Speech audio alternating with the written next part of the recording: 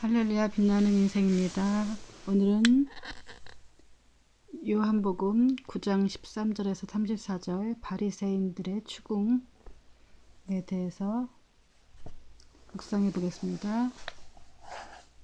그들은 전에 눈멀었던 사람이던 그를 바리새파 사람들에게 데려갔습니다. 예수께서 진흙을 이겨 그 사람의 눈을 뜨게 하신 날은 안식일이었습니다. 그리고 바리새파 사람들도 그가 어떻게 보게 되었는지 물었습니다. 그러자 그 사람이 대답했습니다. 예수께서 내 눈에 진흙을 바르셨는데 내가 씻고 나니 볼 수 있게 됐습니다. 몇몇 바리새파 사람들이 이 사람이 안식일을 지키지 않은 것을 보니 하나님께로부터 온 것이 아니오? 라고 말하자 다른 사람들이 죄인이라면 어떻게 이런 표적을 보이겠소? 하고 말했습니다. 이렇게 그들은 의견이 갈라졌습니다. 그들은 눈물었던 사람에게 다시 물었습니다. 예수에 대해 내가 할 말이 있느냐? 그가 눈을 뜨게 하지 않았느냐? 그 사람이 대답했습니다. 그분은 예언자이십니다. 유대 사람들은 아직 그가 눈먼 사람이었다가 보게 된 것을 믿지 못해 그의 부모를 불러다가 물었습니다. 이 사람이 당신의 아들이요? 태어날 때부터 눈먼 사람이었다는 아들이 맞소? 그런데 지금은 어떻게 볼 수 있게 됐소? 부모가 대답했습니다. 그가 우리 아들이고 날 때부터 눈먼 사람이었다는 것을 우리가 알지만 그가 지금 이렇게 볼 수 있게 되었는지 누가 그 눈을 뜨게 해주었는지는 모릅니다. 그에게 물어보십시오. 그 아이가 다 컸으니 스스로 말할 수 있을 것입니다. 그 부모가 이렇게 말한 것은 유대 사람들이 두려웠기 때문입니다. 유대 사람들은 이미 예수를 그리스도라 인정하는 사람은 누구라도 회당에서 내쫓기로 결정했던 것입니다. 네.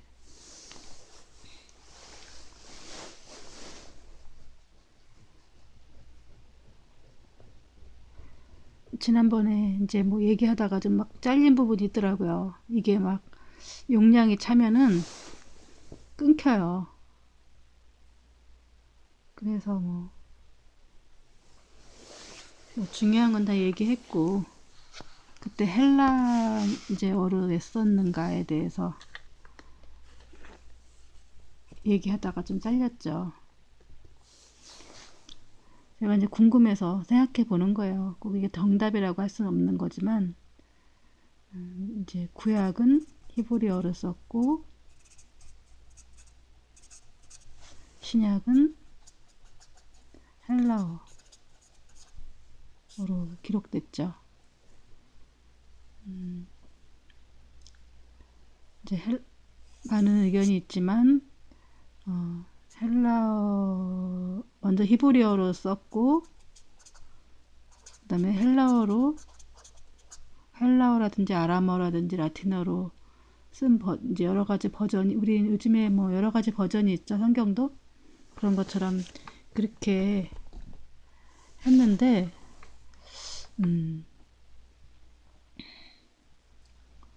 그 중에서 헬라어로 쓴 게 발견됐을 것이다. 뭐 이런 의견이 있죠. 이것도 일리가 있죠. 두 번째는 아니다. 이제 헬라어를 그동안에 많이 이제 썼는데 아니 로마 시대이기 때문에 로마의 이제 제국주의 그 지중해 일대가 다 로마의 통치에 있었죠. 로마가 이제 모든 언어라든지 이제 경제적인 수탈을 하려면은 언어가 좀 통일되어야 하는데 이제 헬라어를 사용했을 것이다. 뭐 제2 외국어 정도로 뭐 요즘에 영어 배우듯이 좀 가르쳤을 것이다. 그런 뭐 추측이 좀 있을 것 같고 그건 제 생각이고요. 그 다음에 그 당시 이제 헬라 문화가 있었죠. 헬라 사상. 있었고, 그때 이제 플라톤의 이데아 사상이라든지 영재주의라든지 이런 게 굉장히 이제 어떤 기존의 가치관과 이제 대립되는 새로운 사상이 이렇게 있었고, 굉장히 그리스의 철학이 이렇게 많이 발전돼 있죠. 플라토, 아리스토텔레스 이런 사람들. 그래서 이제 굉장히 성경이 철학적인 언어잖아요. 특히 히브리어 같은 경우는 표의 문자예요. 헬라어 같은 경우는 표음 문자고, 우리나라 한글도 표음 문자죠. 우리가 말하는 걸 그대로 이렇게 기록할 수 있는 우리나라 그 문자도 세종대왕 시대니까 지금부터 한 400년 전,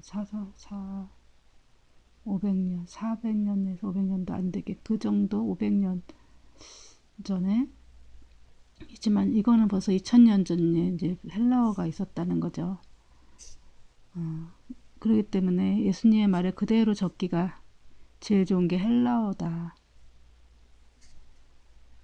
저 같은 경우는 여러 가지가 있지만 다 맞는 것 같아요. 그래서 로마에서 그때 이제 그 알렉산더 대왕이 그 헬라어가 굉장히 정교하기 때문에 다른 언어 같은 경우는 시제 같은 거를 표현해야 되게 어려운데 헬라어 같은 경우는 시제라든지 그랬다 어떤 그럴 것이다 이런 것들이 미래어 같은 거 이런 것들이 되게 정교하게 우리나라처럼 정교하게 있었기 때문에 헬라어를 사용해서 가장 쉽고 이렇게 그 세상을 지배했으려고 했을 것이다.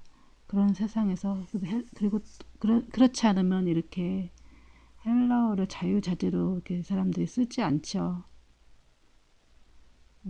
배우기 쉽고 문자를 그대로 이렇게 쓸 수 있기 때문에 일본어 같은 경우도 보통 보면 한자 이렇게 쓰고 밑에 보면은 또 걔네들이 쓰는 말 다르고 이런 식으로 그 표의 문자죠. 그러니까 그런 것처럼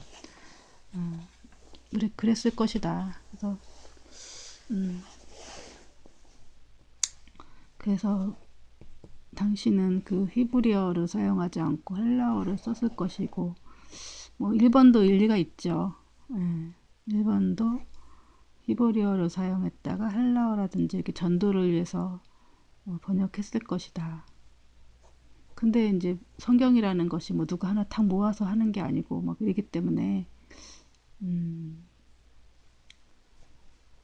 이거를 가지고 다 이렇게 누가 성경을 딱 엮어서 이렇게 번역을 하고 이러기에는 요즘처럼 이렇게 인쇄술이 발전되고 이런 때가 아니었어 갖고 좀 이것도 만약 내가 기록한 거를 가지고 이렇게 성경을 해야지 이렇게 하긴 좀 너무나 이제 좀 지금처럼 네트워크가 이런 저자들이 다 시대도 다르고 그렇지는 않은 것 같아요. 그러니까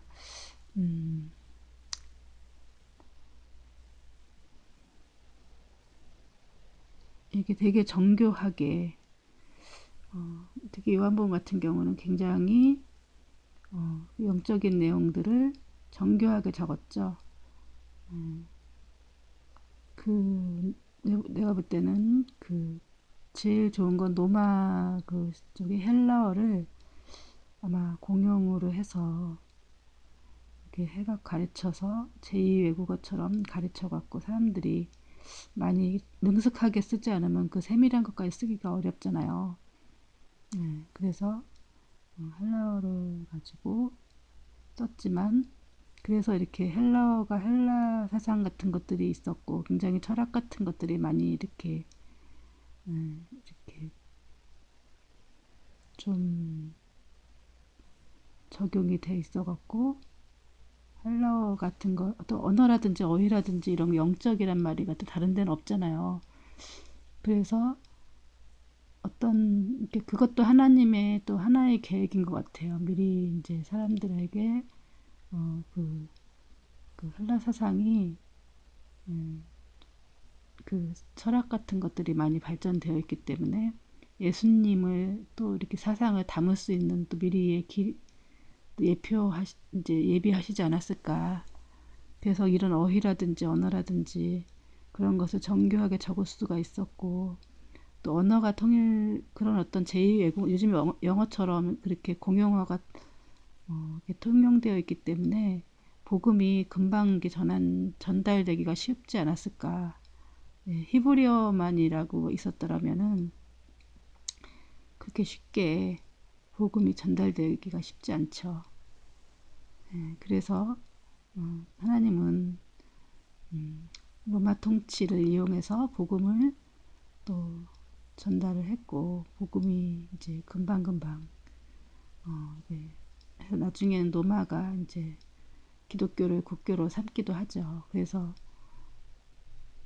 물론 이제 나쁜 패단도 있지만 하나님은 또 항상 합해서 선을 이루시기 때문에 또 육적인 종교도 하나님은 그 이용을 해서 우리에게 복음을 전달하신다.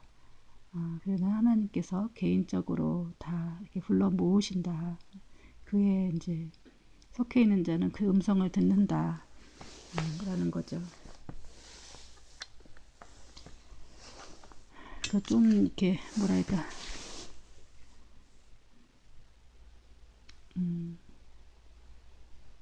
좀 복잡한 얘기지만 뭐잘 알아들으셨을 거라고 생각합니다. 아직도 이제 이제 오늘 6절을 하는데 오늘이 7일이에요. 내일 하면 이제 7, 8 이렇게 두 개 하면은 내일까지면 이제 다 따라잡죠. 두 개를 하면은. 그다음에 모레부터는 이제 하나씩 해도 될 것 같아요. 그래서 이제 드디어 이제 따라잡았다. 그리고 벌써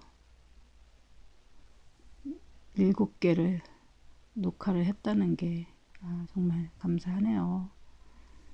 어떻게 하나하나 제대로 할 수 있을 거라 생각했는데 37개나 했다니. 근데 뭐 내용은 뭐 조금 허접하긴 하지만 이런저런 건 허접하지만 그래도 그 기본 본질이라든지 제가 말하려고 하는 거라든지 이런 거는 어디서도 들어보지 못한 그런 거라서 여러분의 신앙생활에 정말 도움이 될 거예요. 정말 하나님 그 성령을 우리가 모르고서는 이렇게 성경을 우리가 제대로 읽을 수가 없다. 또 성령을 받기 위해서는 기도를 쉬지 않고 해야 된다. 라고 하는 것이 이제 제 주장이고요. 그리고 제가 지금 이렇게 하고 있는 거는 제가 성경 뭐 이렇게 사실 이게 물론 이제 생각은 오래전부터 했긴 했지만 성경을 막 여러 번 읽거나 막 이렇게 시작하는 게 아니라 제가 이제 성경 공부를 이제 쭉 이렇게 하는 과정을 이렇게 찍는 거예요. 공부해서 하는 것도 아니고 그냥 즉석에서 하나님께서 영감을 주신 대로 이제 얘기하는 거기 때문에 뭐 오해 없으셨으면 좋겠어요. 혹은 이제 제가 얘기하다 보면은 뭐 이런 부분들도 제 생각이 가미가 됐기 때문에 틀릴 수도 있어요. 그러니까 뭐 그냥 뭐 내가 막 이렇게 신학자나 목사들처럼 막 공부하고 막 배웠던 걸 가지고 전하는 게 아니라 제가 또 작가다 보니까 또 좀 이렇게 카메라 들고 줌아웃 하듯이 이 사람들의 이제 심리라든지 뭐 이때 당시로 뭐 시대 배경이 어땠다는 둥 뭐 이러면서 좀 이렇게 말로 하는 거지만 그때 당시의 배경과 뭐 이런 뭐 또 오늘날과 뭐 이런 것들 연결시켜서 이제 줌아웃 해가면서 제가 하는 것이니까 오해 없으셨으면 좋겠습니다. 그들은 전에 눈먼 사람이던 그를 바리새파 사람들에게 데리고 갔습니다. 예, 유대인들이 이제 그 실로암에서 눈을 이제 씻고 이제 눈을 뜨게 된 날 때부터 눈먼 사람을 바리새파 사람들에게 데리고 갔다고 했어요. 참 가만히나 있지 왜 또 그 데려가서 또 이상한 것을 만들까요?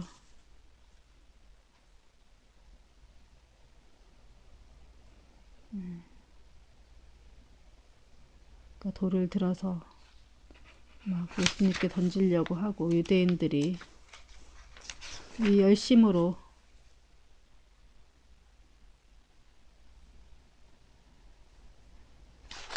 열심히 결국은 하나님을 위한 영혼 열심히 정말 하나님을 죽이는 그런 것이 되죠.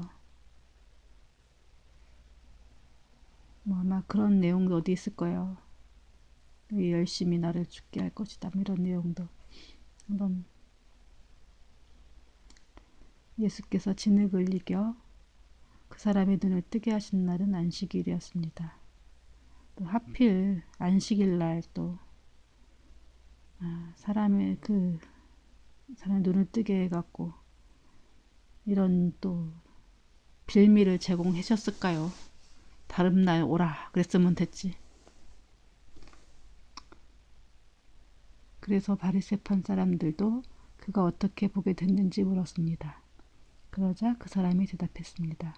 예수께서 내 눈에 진흙을 바르셨는데 내가 씻고 나니 볼 수 있게 됐습니다. 뭐 신기한 일이죠. 이거는 뭐 안식일검 떠나서 눈을 뜨게 되다니 소경이 그 사람도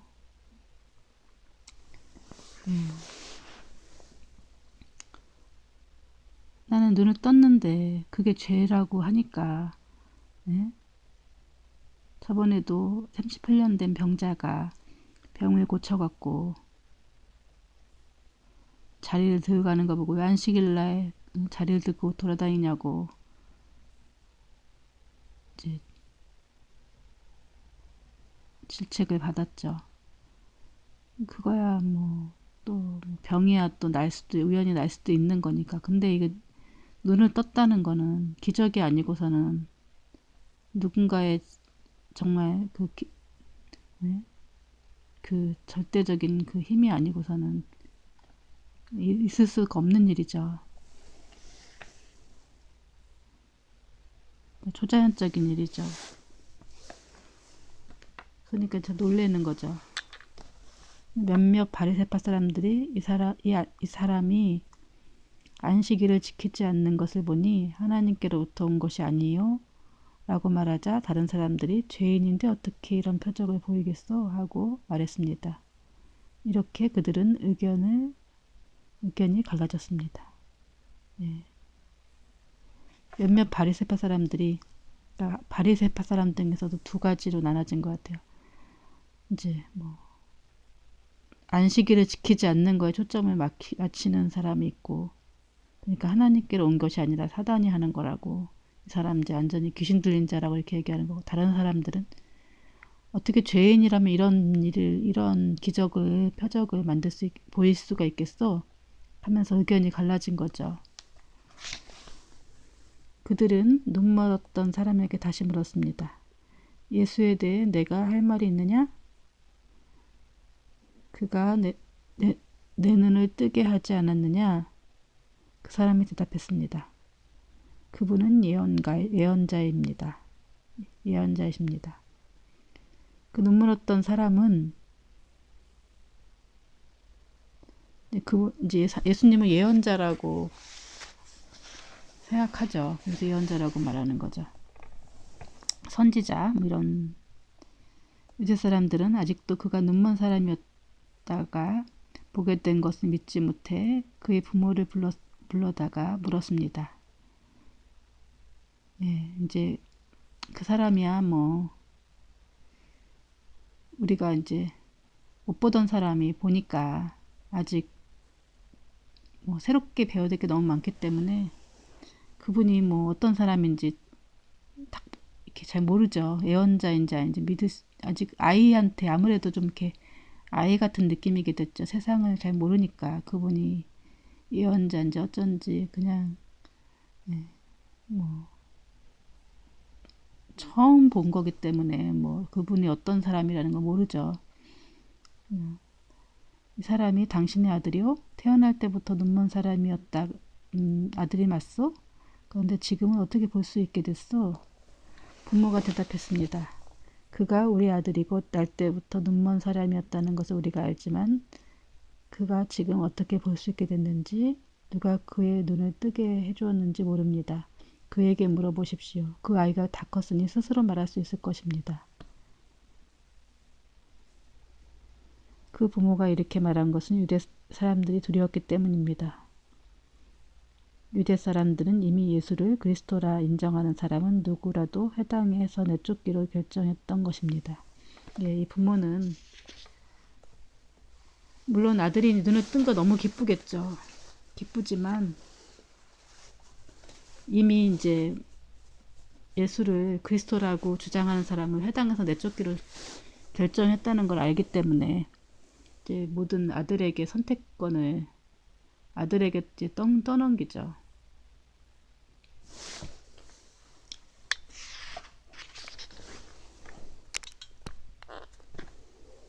아들한테 이제 모른다고 하고 아들한테 물어보라고 그렇게 말하죠.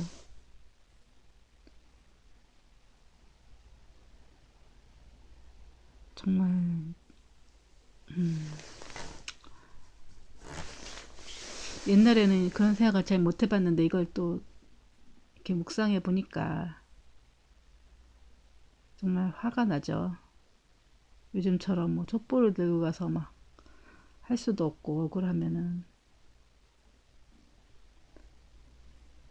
이 사람들은 이제 이미 예수님을 귀신 들린 자로 결정해 놓고 그런데 그 예수님이 뭐 다른 거야 뭐 물이 포도주를 만들었다 뭐 이런 거는 그것도 정말 이렇게 초자연적이고 정말 놀랍죠. 근데 날 때부터 소경되었던 자가 눈을 떴다는 거는 정말 있을 수 없는 일이죠.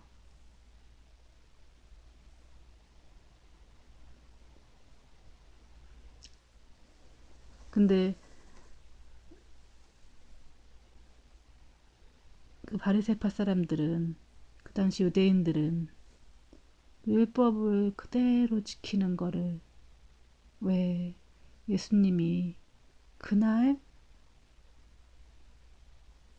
그 병을 고쳐줬다는 이유로 예수님을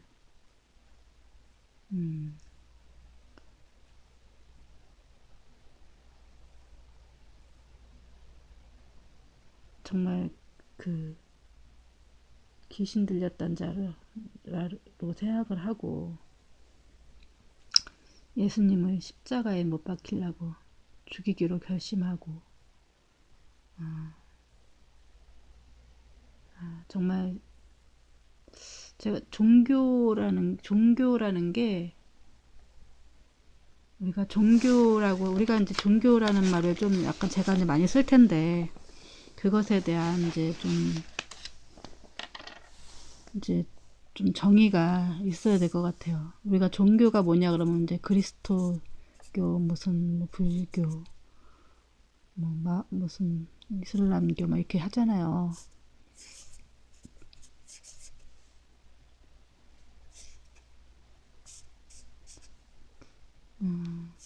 이런 이제 종교라는 것도 있지만 제가 말하는 종교라는 것은 이제 이런 어떤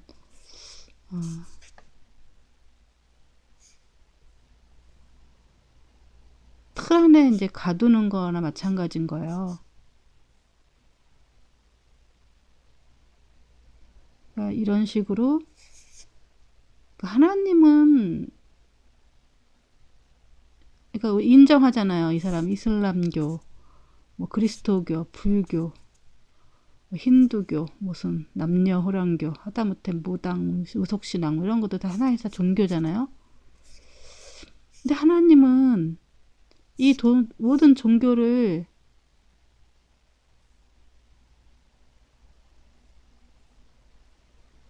종교에 이렇게 가둘 뿐이 아니죠.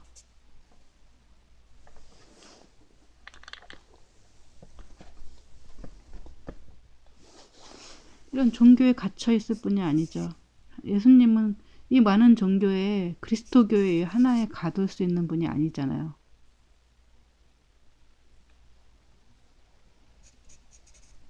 이 종교라는 건 결국은 우리 사람이 제도화하는 어떤 규범에 불과하죠.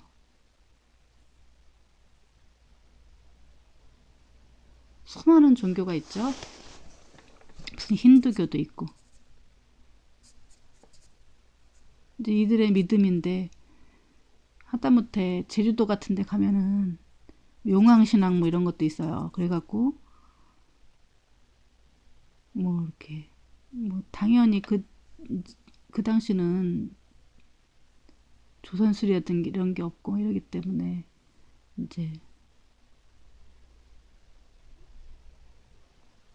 그 용왕 물을 지배하는 신이 있다라고 생각해요. 그리고 일본 같은 데 가면은 모든 뭐 사물에 신이 있다고 생각을 하죠.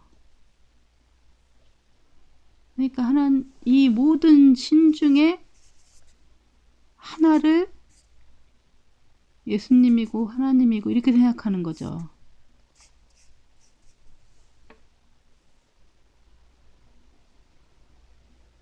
만약에 하나님 입장에서 생각해 보세요.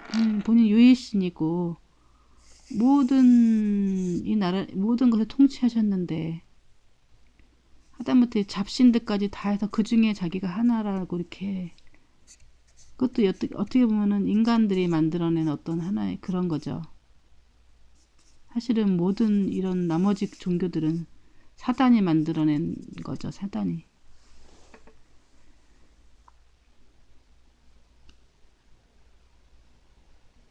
물론 이제 우리가 신은 존재하죠. 근데 사람들이 믿고 있는 신들은 다 다르죠. 근데 사람들이 생각하는 건 어떤 신이든지 자기에게 복 주고 자기가 이제 고난을 받지 않게 빌을 수 있는 대상이 필요하고 거기에 묶여 있는 거죠. 저기에다가 믿을 대상을. 근데 하나님은 이 모든 이제 이 각종 외국 같은 데 나가보세요. 얼마나 진짜 너무나 종교적이죠. 이 종교에 그러니까 예수님을 종교라는 데서 틀에 가둬버리면은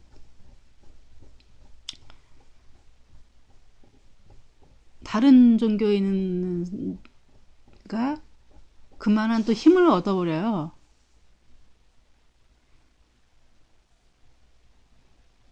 그리고 많은 사람들이 또 기독교라는 성경이라든지 이런 걸 이용을 해서 또 여러 가지 종교를 또 믹스를 해갖고 또 새로운 종교를 창설하고 또 기독교를 시작을 해갖고 기독교 성경은 그대로 믿지만 자기식대로 해석을 해갖고 결국은 아무 생명력이 없는 종교를 전락을 한다든가나 결국은 유대 사람들도 그 하나님의 신실한 그 많은 이 사람들 약속이 있었고 언약의 백성이잖아요. 결국은 형식만 남고 본질은 사라진